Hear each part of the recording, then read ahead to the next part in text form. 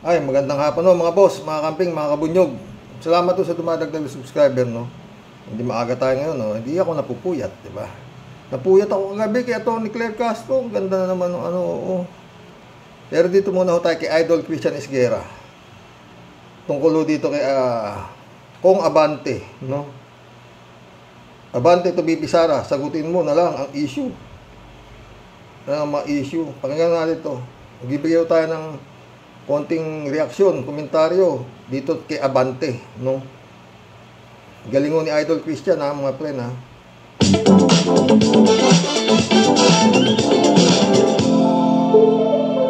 Gusto ko rin sanang kunin yung opinion nyo rito sa controversial na press conference ni Sara Duterte.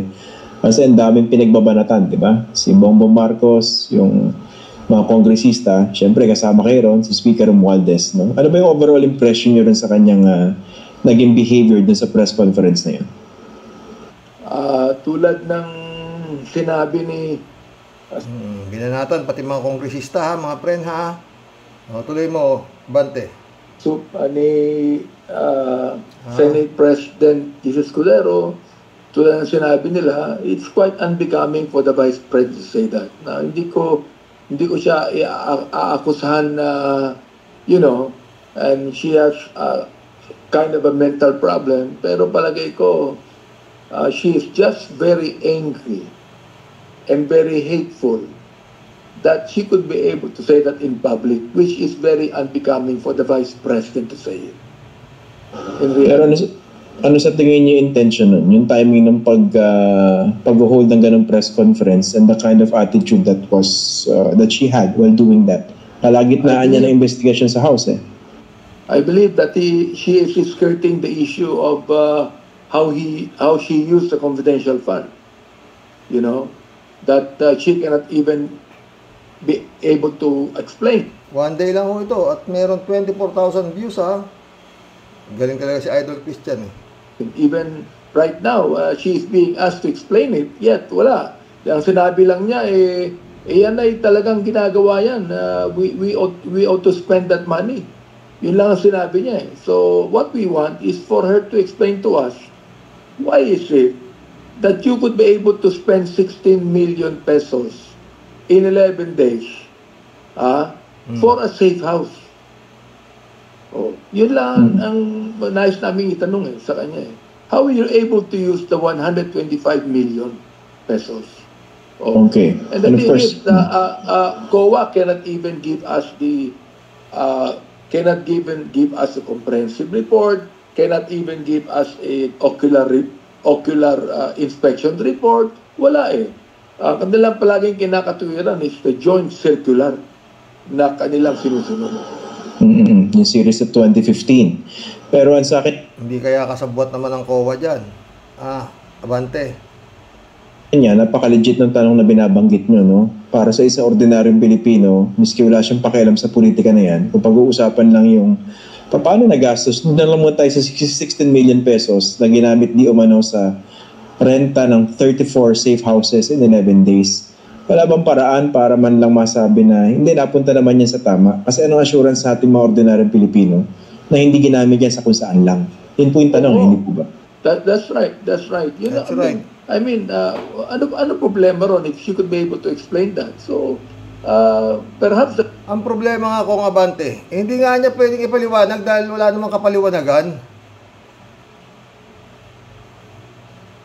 Paano niya ipaliliwanag? Talagang hindi nga niya... Paano may... Ikaw man, di mo kaya ipaliwanag yan, eh. Paano ko gumasta na 16 million sa 34 na para sa safe house, eh? Si Sara pa kaya? Baka binili ng fishbowl. O, tuloy mo.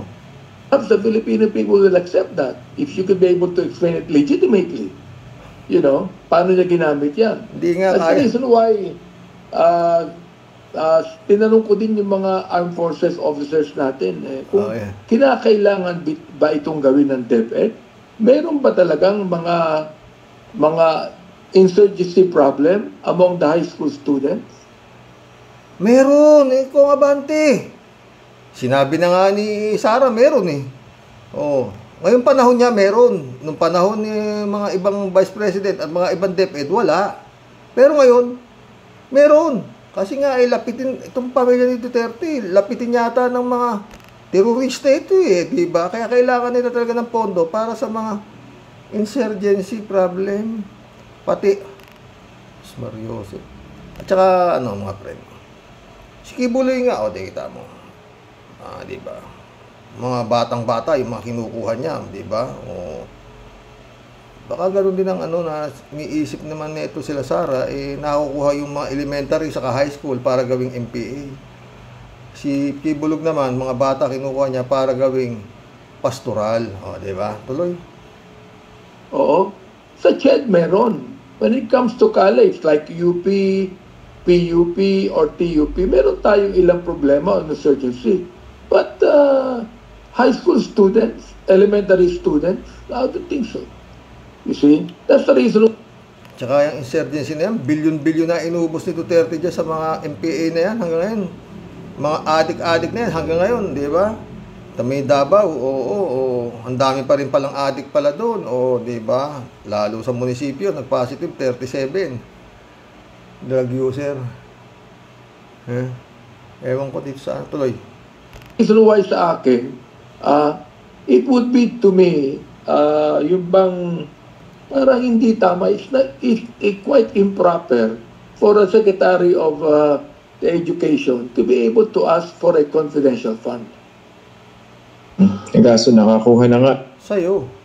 Iba si Sara. Ibahin mo si Sara. So ang problema ngayon, paano nga hanapin kung saan napunta yun? Hindi po ba? Sabi ni Idol Christian, kaso nakakuha na nga Ang problema ngayon, paano hahanapin kung saan napunta yun? Sabi ni Abante, walang nakakatawa ron kung.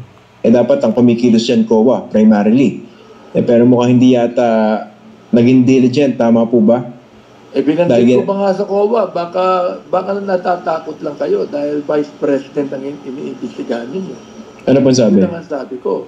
But the thing is this, wala silang anumang record.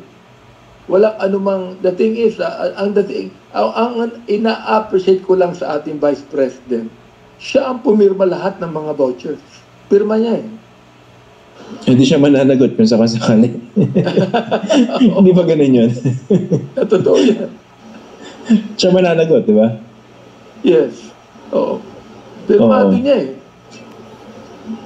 So, anong mananagot? Bukas. Hindi nyo naman sila kaya Di ba? Tuloy. Iingin kasi yung problema, di ba? So, ano assurance ordinaryong Pilipino na hindi nawaldas yung ganung kalaking pera? Hindi po maliit yun, hindi po ba? 125 in total. Yeah, I mean, I think, what?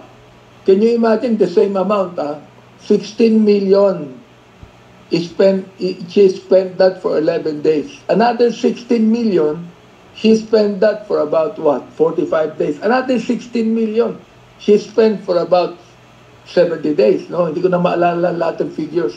And then, yung panghuli, 7 million, she spent for about 7 to 8 days yata. So, nakakapagtaka ron, how could you be able to spend 6 million or 7 million spending that? Talaga kung maraming katakataka nangyayari nung panahon ni Duterte. Tuloy mo. For 7 to 8 days. While doon sa unang 16 million, you only spend it for 11 days. Ang nais lamang namin is to be able to explain that. The particulars of the liquidation that she is. Ang problema nga kung, wala nga siya sinasabi, basta confidential nga, bado marunong pa kayo sa kanya. Yun ang sabi niya, di ba? Lahat nga kayo, binibira na tuloy. Spend that talaga properly according to how it should be spent sapagkat confidential fund yan. Okay. Speaking of takot, bilang panghuli. Balita ko na ginagamit yata sa tree planting, di ba? Sabi ni Attorney Clear, tree planting at negosyo kaday at saka pamimigay ng tinapay na inaamag na. Ito maganda yung tanong ni Idol Christian dito. uli. Kasi ito rin nakikita ko mga comments from people na while they appreciate what the Quadcom is doing, speaking of takot, meron ding impression na baka naman yung Quadcom takot naman din dun sa tatay. Ayun, oh. Tignan niyo yung sagot ni Abante, ah. Dito ako magkukomento eh. Sa sagot ni Abante, tuloy. Hindi kay Sara. Kasi yung tatay hindi mapuwersa mag-appear. Ano po ba ang sagot yun? May takot po ba yung Quadcom kay Duterte, the father? Palagay ko hindi takot eh, kundi respect. Respect. Hindi takot eh. Ako, inaalala ko, ang takot diyan siguro would be more on the witnesses, no? Sapagkat naniniwala sila na mayroon paling clout ang former president sa Philippine National Police. Marami pa rin mga active doon na nandun pa na talagang loyal sa former president. Yun lang ang takot nila. Pero yung sa amin, sa akin personally, ay nako, hindi naman nagkakala yung edad namin ni former president eh. So, palagay ko, it to me is more of respect than takot actually.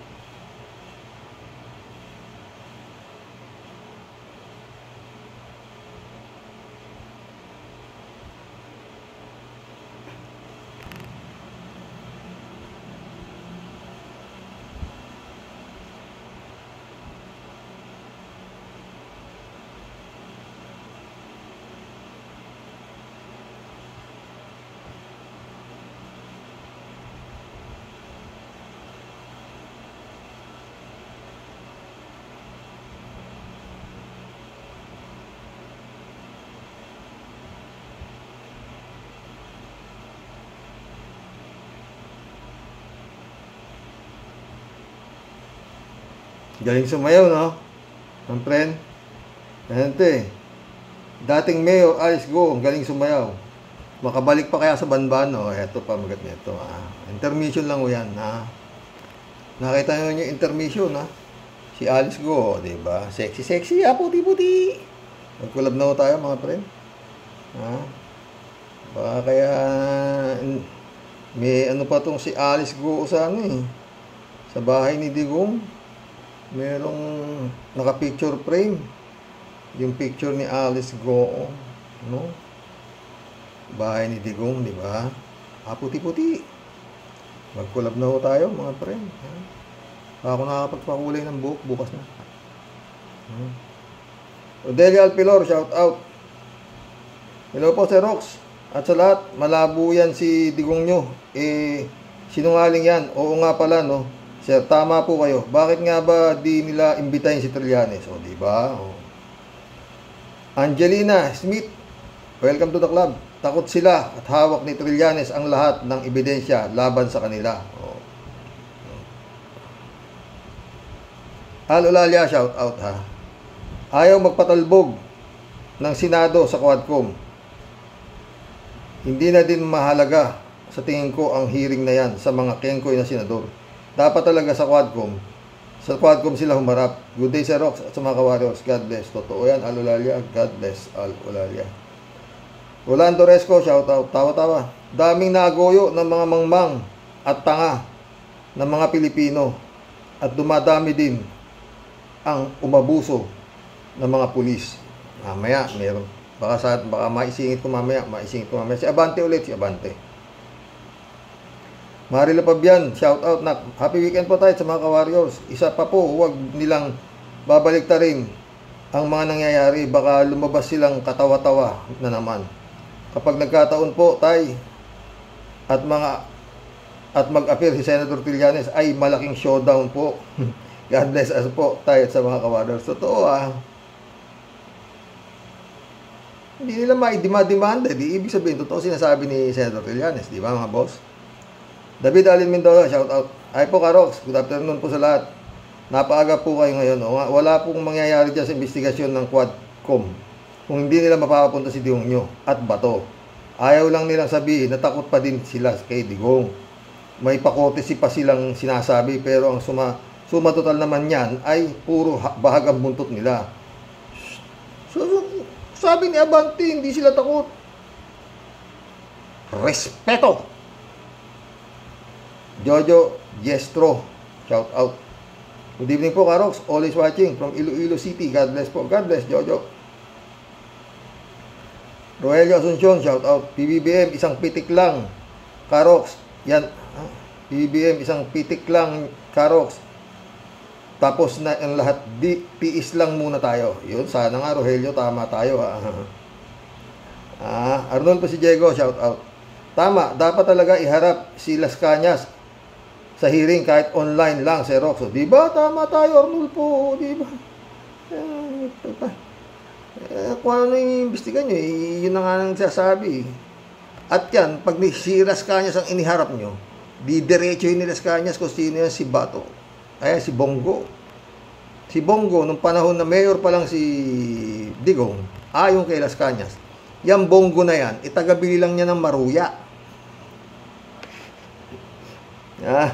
Inuutusan lang pala yan ni Las Cañas nung panahon na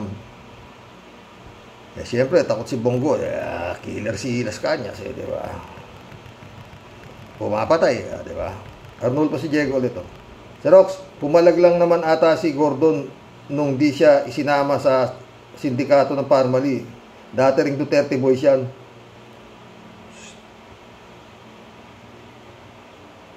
Librado Ludovico, shout out. Talagang hindi ako sang-ayon dyan. Dapat sumipot si Tandang Durian Dutae. Ay, nako, ewan ko sa iyo. Pimentel, blessed Saturday morning, Karox, and to all supporters and followers watching from Edmonton, Alberta, Canada. God bless po. Stay safe and healthy. God bless, Librado. Rowan Jelly, Gerald Jelly, shout out din sa inyo dyan sa Canada. Ramon Valencia, shout out. Bossing, hindi rin mahalaga yung hearing na yan kung wala yung pinakaugat. Totoo yan. Gusto lang nilang magpabango at kumain dyan sa Senado. Alam naman natin na si Senador Risa Ontiveros lang ang malakas ang loob na bumangga sa pamilya ni Gong Di. Pati na rin yung mga kongresista na sila Paduano, Kong Valeriano, Espinido, Senador Trillanes, at yung tatlong kongresista na pumalag din, sila Kong Brosas, Kong Manuel, at yung nagdemanda kay Gong Di na binantaan na ni Gong Di, nakalimutan ko lang ang pangalan. Si Franz Castro. Pero basura. DOJ diba? Ramon Valencia ulit. Bossing, yan si Tarat-Tarat, kupal din yan. Oy, nagbigay ng 3 milyon sa Anaga kay BP Lenny senador natawag sa kanya doon nung sino yung isang doon. Ramon Valencia ulit God bless na lang po sa ating lahat. God bless Ramon. Librado Ludovico ulit Hoy, boom tarat-tarat. Tama na si Boy Lamon Boy Sile, huwag ka nang dumagdag pa sa pahirap. Pwede ka namang tumulong kahit hindi ka politiko, gago. Anyway, shout out to you, Sister Grace Chingsay. Gising ka na ba? Ewan ko, nakakatulog pa yung bugak na yun. Sa totoo lang, librado, ha? Pero maganda yung inaanda ko sa kanyang vlog. Maliwanag na maliwanag yun. Pag nakarating sa kanya yun, baka sakaling matauhan nga. Buisit. Oo. Federico Mandac, Kongreso at Senado ayaw nilang imbitahan si Digong. Dahil takot sila dyan. Kakainin lang sila ni Duterte. Baka sila pa nga ang sermonan ni Duterte. Siya pa ang lumabas na bida. Pag mumurahin sila, anong gagawin nila kung magmura si Duterte? Kaya ba nilang ipakulong yan? Kaya ayaw nilang imbitahan yan. Kaya lagi nilang sinasabi na basta papadalhan nilang imbitasyon, bahala siya kung dadalo siya. Kaya mas gusto nilang wag na itong dumalo. Totoo yan. Ang galing ni Federico. Alam mo, Federico, ako, hindi ko ma-imagine kung anong mangyayari kung dadalo nga si Digong, no? Ano kaya ang opening? Siguro sabi ng mga si Abante, baka sabi ni Abante, kamusta ho ang inyong pakiramdam?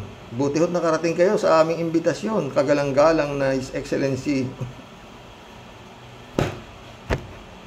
Digong. Baka ho mataas ang inyong blood pressure. Okay lang ho ba kayo? Nire-respeto eh. Ang tatapang nila magtanong sa kanilang mga resource person, di ba? Ilan ang kinontempt? Si Garma, nakontempt. Si Leonardo, nakontempt. Maraming kinontempt eh. Makikita natin kung gaano katapang ang mga pagtatanong nila dyan, di ba? Lalo si Paduano, bilib ako kay Paduano, magaling si Paduano. Gusto ko nga tumalo, Digong, punta ka na, Digong. Pero binalaan na sila ng Digong. Pupunta ako dyan, kaya lang kailangan mga intelligent question na itatanong niyo sa akin. Tangitang yan. Para sinasabi na sa inyo mga kongresista, na huwag kayo tatanga-tanga kung pag kayo magtatanong, Tangin ng buhay ito. Erlinda Aquino, shout out. Kuya, yan si Gordon at Lacson, sila din ang kumontra noon sa investigasyon ng Davao Death Squad. Di ba galit pa sila kay Trillanes kaya natigil ang investigasyon noon sa Senado? Sinabi mo pa, Erlinda. Subaybayan mo rin, Erlinda Aquino ulit. Kuya, hindi pa man nangugumpisa ang hearing sa Senado. Masasabi kong walang ibubuga ang Senado sa Quadcom dahil ang mga senador may kinikilingan. Pwede rin kumandak ulit to. Ogag talaga itong boom tarat-tarat. Tatakbo siya pero wala daw siyang plataforma. Saka na lang daw pag-iisipan ng pagnanalo na siya. Ob. Talagang wala pa talagang plataforma. At gagawin parang training ground yung Senado.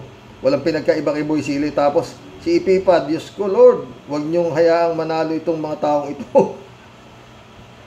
Kawawa ang Pilipinas, lalo na't may BP tayo na hindi naniniwala sa Diyos.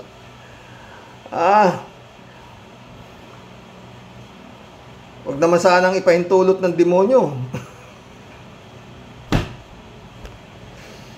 Baka manalo pa si Kibulog, anak ng puto. Anak ng puto ka ng Senado. Ano ba yan? Oy, Comelec. Konti namang maski konting hiya lang, no? Minosis candidate nyo si Kabunyog, Toto Kausing. Si Kibulog. Hindi nyo natatakbuhin yung senador? Bakit? Takot ba kayo na hindi makarating ang kaluluwa nyo sa langit at hindi pipirmahan ni Kibulog? Ayun. Erlinda Aquino ulit. Kuya, kung si Pusit ay presidente sa impyerno, si Digong, ano siya? Prime Minister.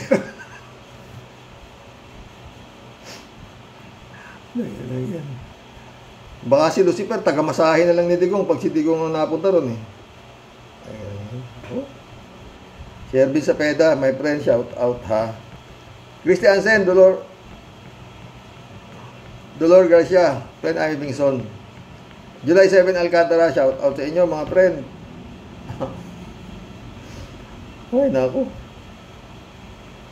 Impong Basyang Team Tia Deli, bumabati po ng magandang buhay sa iyo, Sir Rox, at sa lahat ng buong Team Rocky Warriors the Great. Hari nawa pong sa kabila po ng mga bagyo at bahang unos, dala ng hagupit ng kalikasan, manatili po tayong kalmado at may mahigpit na pagtiwala po sa ating mahal na Panginoon at tunay na Diyos ng ating buong buhay. Marami pong nagmalabis at umabuso na ipinagkatiwala at ibinigay po sa atin ng Diyos na magandang kalikasan at panlaban po sana natin sa mga malulupit na bagyo at pagbaha. Yung pong mga naging bilyonaryo sa pagbili ng lahat ng lupain sa buong Pilipinas, no problem po sila dyan, Sir Rox. Meron po silang sariling barko na kanilang sasakyan paglusong sa baha. Ganon din po yung mga bilyonaryong mga minero, hukay dito, hukay doon. Pati mga nananahimik na kabundukan at mga ilog, pati dagat na nagbibigay po sana ng kahit konting kabuhayan sa ating mga hikahos na mga kababayan, di na rin po nila pinatawad. Hukay dito, tambak doon ang mga lecheng yawa. Totoo yan, Tia Delica. Wala pong mga awa at respeto ang mga sugapang hinayupak. Basta ang importante, lahat po sila kwarta-kwarta, walang katapusang kwarta. Kaya tingnan nyo po ngayon, sila lang pong mga bilyonaryo ang masaya, natutulog sa mahimbing sa kama na puno ng kwarta. Pero mga maliliit na mga kababayan po natin, lugmok na nga sa hirap tuwing bumuulan at bumabagyo. Sila po ang umaharap sa nagbabayad po ng parusa. Mga bilyar, nasaan ka? Mga taong bayan, kayo ba'y mga nagising na? Ang eleksyon muli ay malapit na. Pag-isipang mabuti, pagpili mo sa balota. Pag sa drama muli nanood ka, tamang isip at konsensya, sa bulong huwag magpadala o pansinin mo ang parusa habang sila ay nagpepiesta dahil muli nagoyo ka. Pang-uuto, plataforma, pag nanalo, iwan ka na.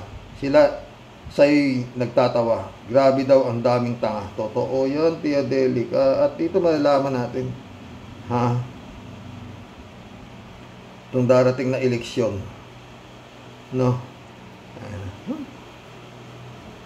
Anita Japon, shout out. Good morning po, Sir Roque, to your loving wife at sa lahat ng mga sumusubaybay po sa inyong good topic na tinatalakay mo po sa aming lahat. Stay safe po kayo ni loving wife mo po. Keep healthy po palagi and God bless more and always po. Keep it up. God bless, Anita. Anita ulit, oh. Pero okay, naniniwala ako sa lahat ng mga sinasabi ni former Senator Antonio Sani Trillanes. The fourth, hindi siya yung taong sinungaling. Subok na ang katapangan niya. Kapasidad, may word of honor siya. Bagay siya maging presidente ng ating bansa para na ang korupsyon ay matigil niya. Mahusay at matalino. Idol ko siya ever since. Pares tayo, Anita. Sani rin kasi ako eh. Tsaka talagang may dignidad yung tao. Anita ulit, oh. Yan si Butangera, baliw Sara Duterte. Kung gagawin niyang huhukayin niya si former President Edril Marcos Sr., ay tumahimik na lang, papansin lang siya, at para takasan ang tungkol sa di mapaliwanag ang confidential fund. Yan, yung alibay niya. Totoo yan, Anita. Anita ulit, oh. Good night po, Sir Rox, at loving wife, at sa aming mga sumusubaybay. Sleep well po tayong lahat. Stay safe and God bless. No, tayong lahat, more and more. Sabi ni Ted, oh. Hindi rin ako, Karoki, naniniwala na magagawa ng tao ang kaparis ng gawa ng Diyos. Pero, nag-google ako, at hindi ako makapaniwala na ang tao ay makakagawa ng buto ng halaman. Pwede daw makagawa ang tao sa loob ng laboratorio ng buto ng halaman sa pamamagitan ng engineering, breeding, and chemical composition. Sa hayop naman ay matagumpay na nagawa nila ang cloning sa isang tupa noong 1996 at pinangalanan itong Dolly the Sheep. Pero hindi ibig sabihin ay walang Diyos dahil sa paggawa ng tao ay hindi nagtagumpay ang human cloning. Sa pagkakaiba ng Diyos at sa tao, ang Diyos ay hindi gumagamit ng instrumento o laboratorio para gumawa ng imposibleng bagay. Bas-bas lang ang ginagawa ayon sa Biblia. Oo. Eto friend. Ito sensitive eh. Okay ito eh. Yung sinasabi mong yung sa buto, no? Ano sabi mo? Nag-google ka. Nakagawa ang tao ng pwede daw makagawa ang tao ng tao loob ng laboratorio ng buto ng halaman. Buto ng halaman. Oh. Ba't wala? Asan? Oh. Merong yan, ito. Kagaya itong mga binibiling certified corn na ibabad siya sa sa chemical, no? Kung ang mais, kasi namimili ako niyan. Ang mais, pag naani na yan, bibilad mo yan, di ba? Bibilad mo. Pwede mo ulit gamitin yung buto, itanim mo. Tutubo ulit yon. Oo, Ted, tutubo yon. Pero dapat subalit, hindi yung certified, hindi yung tinatawag na certified. Hindi kagaya nung na ibabad, nalagyan ng gamot. Pag itinanim mo yung buto na yon, mahal nga lang. Pero mais din siya. Kaya lang nalagyan siya ng chemical. Pag itinanim mo yun, marami ang ani. Pero galing pa rin siya rin sa buto ng yung mais pa rin. Hindi siya actually ginawa yung chemical na inilagay dun sa mais, yun ang napaparami ng bunga ng mais. Ganun. Pero, ewan ko yung sinasabi mo sa Google, no?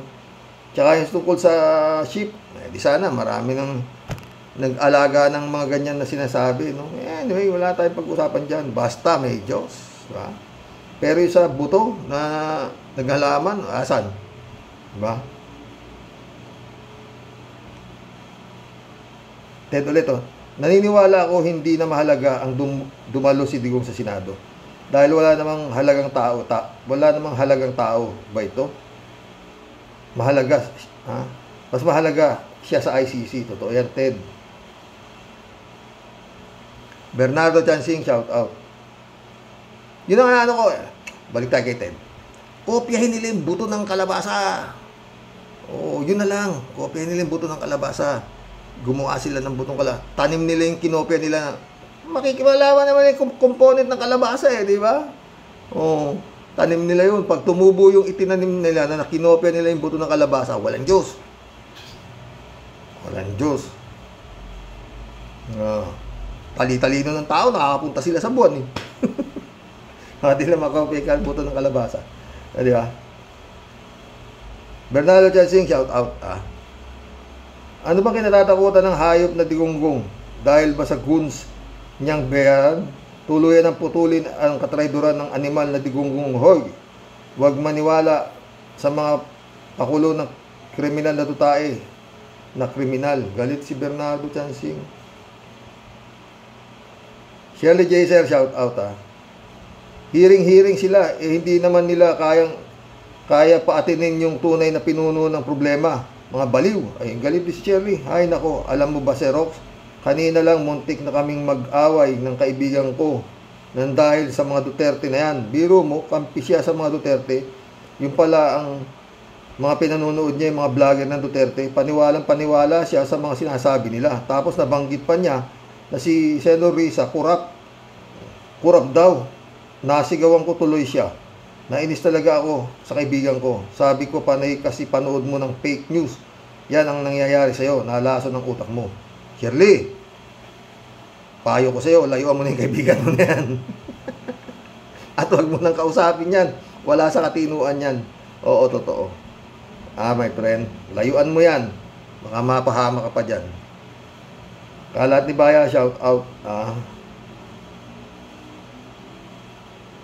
Shout out, Binibining Akira Milus. May you have a blessed Sunday. Ingat at magpakabait ka palagi, ha? Oy, Akira. Sana okay ka lang, my friend, ha? Kalat ni ulit. Good morning, Kasani. Hagupin mo sila ng Alagarma. Kasani, hi. Bagyuhin mo na. God bless your family. God bless, Kalat ni. Oy, shout out, Binibining Saklap Buhay. Si SP Magno to, friend. Mga kasama natin. Sana okay ka pa sa alright regards. Hindi, okay lang yun. Si SP. Aya Sulemanak, shout out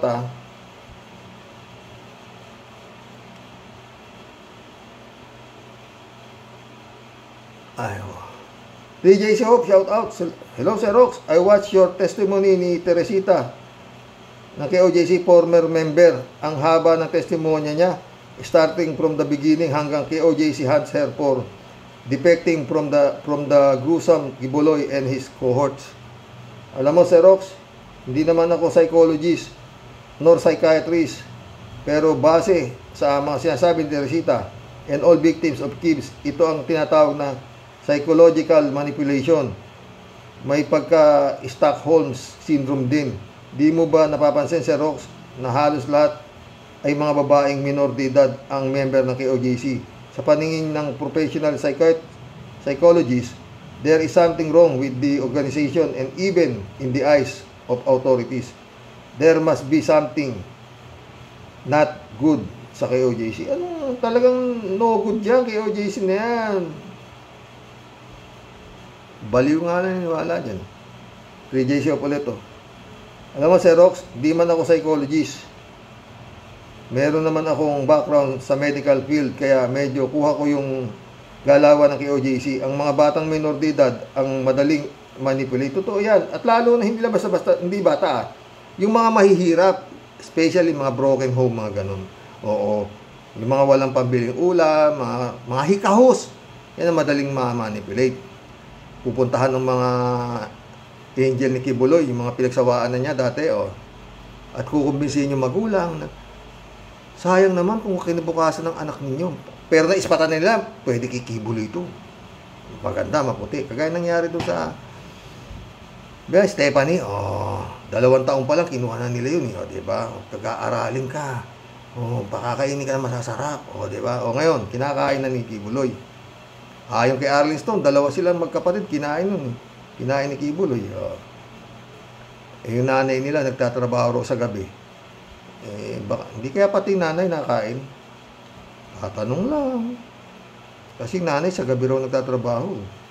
34 years old na si 37 yata si Stephanie. Ibig sabihin, bata-bata pa yung nanay nung kinuha si Stephanie dahil 2 years old pa lang daw si Stephanie nung naligawan ni Kibuloy yung nanay ni Stephanie.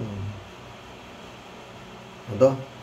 Kasi mura pa ang edad at aayon lang sa agos ng tubig. So, Kibbs prey on kids, children. Look what happened to Stephanie. Yun, naging asawa ni Kibbs at hindi niya nakikita ang mali because they were blinded by Kibbs. The truth they do not know kasi they were blinded by Kibbs manipulation. At saka asarap ang buhay nila doon. Nakaka-abroad siya o kung saan siya nakapupunta, diba? Basta pag sinabi ni Kibbs na Stephanie, higa. By the way, ang tawag pala sa Tagalog dyan, nilason ni Kibbs ang mga isip ng mga bata. Pag may lason ka na sa katawan, ano ba ang normal na mangyayari? Di ba magiging dependent ka sa gagamot sa iyo? At yan ang sa katauhan ni Kibbs. Si Kibbs ang kumukontrol ng lason sa isip ng mga bata hanggang mag-mature na sila. Yung iba, nagigising sa katotohanan. Yung iba lalong nalalason dahil sa takot. Lason at pananakot ang sandata ni Kibbs sa kanyang mga miyembro. Tsaka pera, ginhawa, basta't ikaw masipag sa night duty, giginhawa ka kay Kibulog, diba? PJ Show ulit. All of these things, Rox, must come to end. Hindi naman lahat ng oras ay Pasko para kay Kibbs. Time will come na lahat ng kanyang kabuktutan will be out at ito na ngayon ang simula. At ito na, nagsisimula ng kanyang downfall. God knows the proper timing and nothing escape God's wrath. Totoo yan. 3J Shop ka. 3J Shop ulit to. Sir Rox, hindi mo napansin dahil sa bagyong Christine, dumagsa ang tulong ng mga politiko kay Lenny. Nagunahan sa pagbibigay ng tulong sa nasalanta ng bagyo. O akala ko ba walang may gusto kay BP Lenny?